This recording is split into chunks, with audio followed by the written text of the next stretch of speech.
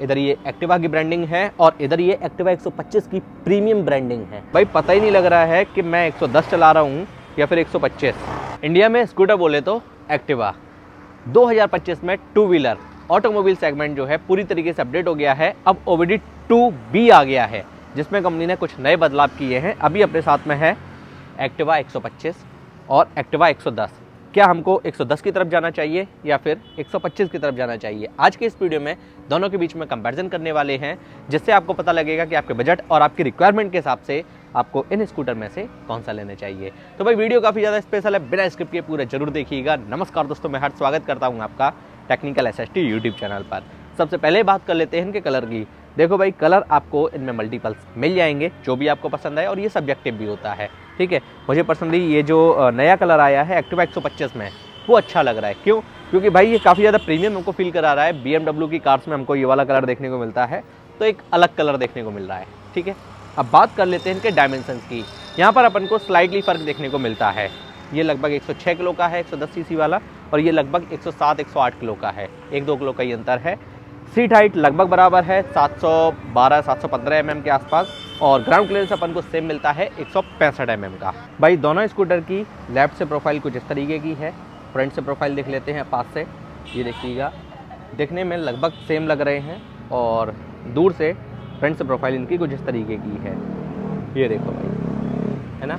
Headlight की अगर बात की जाए तो ये देखो, रिफ्लेक्टर LED हेडलैम्प सेटअप इसमें मिलता है, और side turn indicator halogen bulb में है। ये 110 सीसी वाला है, और ये है 125 सीसी वाला।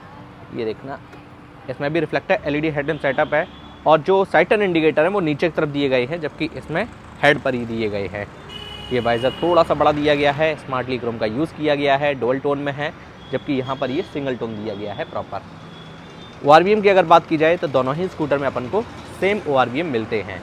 यहाँ तक कि इनकी बाइक में भी सेम ORVM है, यही वाले मिलते हैं। फ्रंट में ये देखो होंडा की ब्रांडिंग है, यहाँ पर भी ये होंडा की ब्रांडिंग है। एंड फ्रंट जो इसका चेस्ट है कुछ इस तरीके का है, ठीक है। यहाँ पर ये क्रोम का यूज़ किया गया है, और यहाँ पर ये क्रोम का यूज़ किया गया है। 125 में एडिशनली आपको यहाँ पर ये देखो DRLs मिल जाते हैं, ये देखना, है ना। एंड यहाँ पर ये स्मार्टली क्रोम का यूज़ किया गया है। ये फाइबर में है, ये भी फाइबर में है। फ्रंट में दोनों ही स्कूटर में अपन को टेलीस्कोपिक सस्पेंशन मिलते हैं, और फ्रंट मडगार्ड की अगर बात की जाए 110 में मेटल का है, और इसमें भी मेटल का मिलता है। दोनों साइड में रिफ्लेक्टर्स मिल जाएंगे, ये देखो। एंड फ्रंट में ये एडिशनल प्रोटेक्शन दोनों ही स्कूटर में मिल जाती है। व्हील की अगर बात की जाए दोनों ही स्कूटर में अपन को फ्रंट में 12 इंचेस के अलॉय व्हील मिलते हैं। टायर की अगर बात की जाए, इसमें तो सीएट के ऑफर किए गए हैं। प्रोफाइल है फ्रंट की 90-90-12। एंड अगर 125 की बात की जाए तो MRF के ट्यूबलेस टायर दिए गए हैं, और इसकी प्रोफाइल है 90-90-12 सेम दी गई है, ठीक है। ट्यूबलेस टायर हैं। फ्रंट टायर में प्रोफाइल कुछ इस तरीके की है। दोनों ही स्कूटर में पैर रखने के लिए कुछ इतना स्पेस मिल जाता है। ये देखो, यहाँ पर ये नया डुअल टोन ऐड ऑन किया गया है।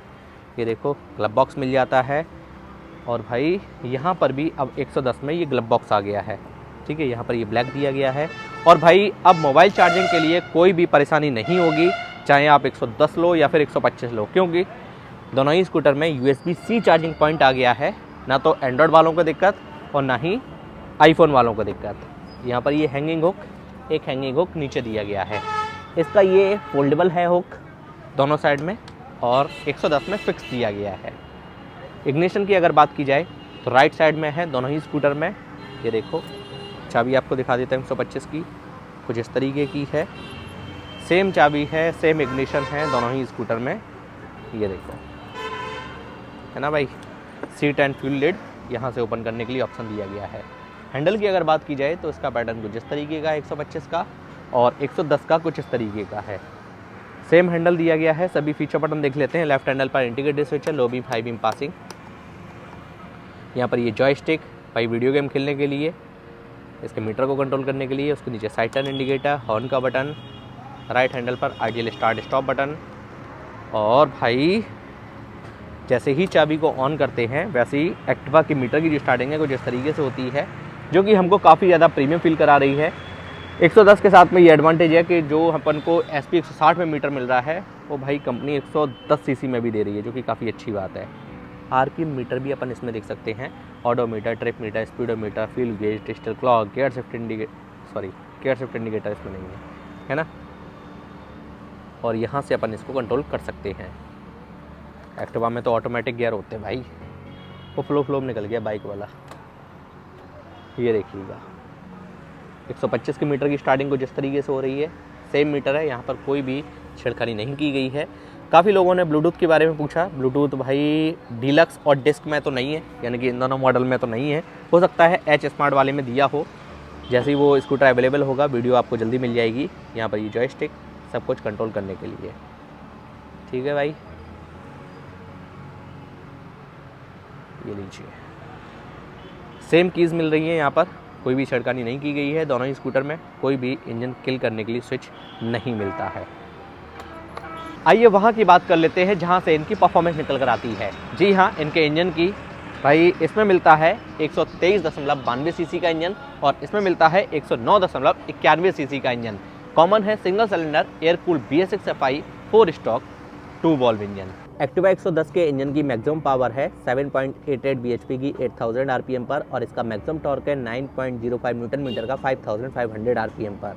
बात कर लेते हैं एक्टिवा 125 की। इसके इंजन की मैक्सिमम पावर है 8.3 bhp की 6500 आरपीएम पर और इसका मैक्सिमम टॉर्क है 10.5 न्यूटन मीटर का 5000 आरपीएम पर। तो भाई नो डाउट इंजन में पावर और टॉर्क जो है हमको एक्टिवा 125 में ज़्यादा मिलता है। सेफ्टी पॉइंट ऑफ व्यू से दोनों ही स्कूटर में आपको side stand cut off feature मिल जाएगा, लेकिन एक्टिवा 125 में ये लगा हुआ है स्टैंड एंड 110 में आपको आई थिंक एज ए एसरीज के तौर पर लेना होगा, ठीक है। पिलियन फुट पैड दोनों ही स्कूटर मिल जाएगा। एक्टिवा 125 में एडिशनली आपको मिलेगा ये एल्यूमिनियम वाला, जो कि ज़्यादा प्रीमियम फील कराता है। दोनों ही स्कूटर में अपन को ये देखो सेंट्रल स्टैंड मिल जाता है। और भाई सीट की अगर बात की जाए, दोनों ही स्कूटर में लगभग सेम सीट दी गई है, लेकिन 125 को थोड़ा सा और ज़्यादा प्रीमियम दिया गया है। ये देखो टैन कलर, ब्राउन कलर, कुछ भी आप बोल लो, राइडर प्लेन के लिए कंफर्टेबल है। इसमें ब्लैक कलर है, ठीक है भाई। ग्रेवल का पैटर्न कुछ इस तरीके का है और 110 का कुछ इस तरीके का है। साइड पैनल पर इधर ये एक्टिवा की ब्रांडिंग है और इधर ये एक्टिवा 125 की प्रीमियम ब्रांडिंग है। ये देखो इधर ये ESP को मेंशन किया है, इधर भी ESP को मेंशन किया गया है। भाई दोनों ही स्कूटर में अपन को किक स्टार्ट का फीचर मिल जाता है, जो कि काफ़ी अच्छी बात है। और भाई दोनों ही स्कूटर में अपन को side mounted multi step adjustable hydraulic suspension दिए गए हैं। दोनों ही स्कूटर में अपन को रियर में 130 mm का CBS ब्रेकिंग सिस्टम मिलता है, कॉम्बी ब्रेकिंग सिस्टम, ठीक है, जो कि ड्रम ब्रेकिंग सिस्टम है। अब बात कर लेते हैं रियर टायर की। ये देखो 90-110 ये है साइज एक्टिवा 125 का। और एक्टिवा 110 की अगर बात की जाए तो भाई इसका साइज है 90-110। टायर साइज दोनों ही स्कूटर में अपन को सेम मिलते हैं। अब भाई अंडर सीट स्टोरेज देख लेते हैं दोनों ही स्कूटर का। ये ओपन कर लिया 125 को और ये ओपन कर लिया, अरे भाई कहाँ, ये लो 110 को। ये भाई अंडर सीट स्टोरेज 110 का और 125 का ये रहा। भाई सेम अंडर सीट स्टोरेज दिया गया है, यहाँ पर कोई भी एडवांटेज नहीं है 125 को। ये देखो एंड यहाँ पर ये देखो टूल किट इधर ये मिल जाती है। ये लो भाई। अब फ्यूल लिड ओपन कर लेते हैं दोनों का ही। ये देखो पीछे की तरफ फ्यूल लिड मिलता है यहाँ पर और ये आगे से ओपन होगा। दोनों ही स्कूटर में 5.3 लीटर की फ्यूल टैंक कैपेसिटी मिलती है। E20 का सपोर्ट है दोनों ही स्कूटर में। आने वाले टाइम पर ये E85 होने वाला है भाई। रियर से प्रोफाइल दोनों ही स्कूटर की कुछ इस तरीके की है, तो भाई ज़्यादा प्रीमियम लग रहा है एक्टिवा 125, क्योंकि यहाँ पर ये स्मार्टली क्रोम का यूज़ किया गया है और पीछे थोड़ा सा अग्रेसिव डिज़ाइन दिया है, ठीक है भाई। ये देखो एंड इसका थोड़ा सा एवरग्रीन वाला पैटर्न है दोनों ही स्कूटर में। ये देखो हेलोजन बल्ब के साथ में ही सेटअप दिया गया है भाई। एग्जॉस्ट का पैटर्न कुछ इस तरीके का है एक्टिवा 125 का, ये देखो एंड 110 का कुछ इस तरीके का है। सेम एग्जॉस्ट दिया गया है, साइड में प्रोटेक्शन लगा कर दी है दोनों ही स्कूटर में, ये देखो एंड यहाँ पर ये देखो air and fan cooled engine oil check करने के लिए। अगेन राइट साइड में एक्टिवा 125 की ब्रांडिंग इधर और भाई इधर एक्टिवा की ब्रांडिंग। भाई डिटेल कंपैरिजन अपन ने कर लिया। आइए अब स्कूटर को स्टार्ट कर लेते हैं, इंजन साउंड सुन लेते हैं, एग्जॉस्ट नोट सुन लेते हैं। सबसे पहले 125 को, ये लो भाई,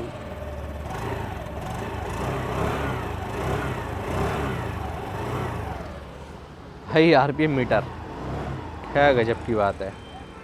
और भाई आप इसमें माइलेज भी अपने हिसाब से ज़्यादा ले सकते हो इससे। कोई भी इंजन के लिए स्विच नहीं है। यहाँ से बंद करने के लिए आइडियल स्टार्ट स्टॉप मिलता है। अब स्टार्ट कर लेते हैं इसको, ये लो, आइडियल कंडीशन पर एक्टिवा, 110 का साउंड, एग्जॉस्ट नोट, इसमें भी वही सब कुछ सेम। भाई पता ही नहीं लग रहा है कि मैं 110 चला रहा हूँ या फिर 125। ये 110 का एडवांटेज है। अब बात कर लेते हैं price, mileage, service, warranty, pros and con, final conclusion के साथ साथ मेरे पर्सनल ओपिनियन की। होंडा कंपनी सेम वारंटी देती है दोनों ही स्कूटर पर, लगभग 3 साल और 36,000 किलोमीटर तक स्टैंडर्ड वारंटी, ठीक है, जिसको आप चाहो तो अपनी रिक्वायरमेंट के हिसाब से एक्सटेंड भी करवा सकते हो। माइलेज की अगर बात की जाए तो भाई यहाँ पर अपन को फ़र्क देखने को मिलेगा, क्योंकि ये 125 सीसी का इंजन है, एक हैवी इंजन के साथ में आता है, और ये 110 सीसी का इंजन है, एक लाइटर इंजन के साथ में आता है। लगभग इससे अपन एक्सपेक्ट कर सकते हैं 50 के आसपास, और इससे लगभग 40 से 45 के बीच में। फिर ये डिपेंड करता है स्कूटर कंडीशन, रोड कंडीशन और आपके चलाने के भी तरीके पर, ठीक है। सर्विस की अगर बात की जाए, कंपनी दोनों ही स्कूटर पर अपन को 3 सर्विस फ्री देती है। कीमत की अगर बात की जाए तो यहाँ पर अपन को डिफरेंस देखने को मिलता है, जो कि है लगभग 7-8 हज़ार रुपये का ऑन रोड आते आते, ठीक है। इसकी एक्स-शोरूम प्राइस है, ये डीलक्स मॉडल है, और ये भी डीलक्स मॉडल डिस्क में खड़ा हुआ है, डिस्क वाला मॉडल है, ठीक है, एच स्मार्ट वाला नहीं है, डिस्क वाला है। यानी कि डिस्क और एच स्मार्ट 2 मॉडल इसमें आते हैं, और इसमें टोटल 3 मॉडल आते हैं। इसकी एक्स-शोरूम प्राइस है लगभग 92-93 हज़ार रुपये, और इसकी एक्स-शोरूम प्राइस है लगभग 96-97 हज़ार रुपये। तो कोई ज़्यादा खास फ़र्क नहीं है, 5-7 हज़ार रुपये का ही फ़र्क है, जो कि ऑन रोड आते आते अपन को 8-9-10 हज़ार रुपये तक मैक्स पड़ सकता है। मैंने एकदम मैक्स बोल दिया है, ठीक है, हर स्टेट पर। ये डिपेंड करता है कि आप किस स्टेट से इनको ले रहे हैं।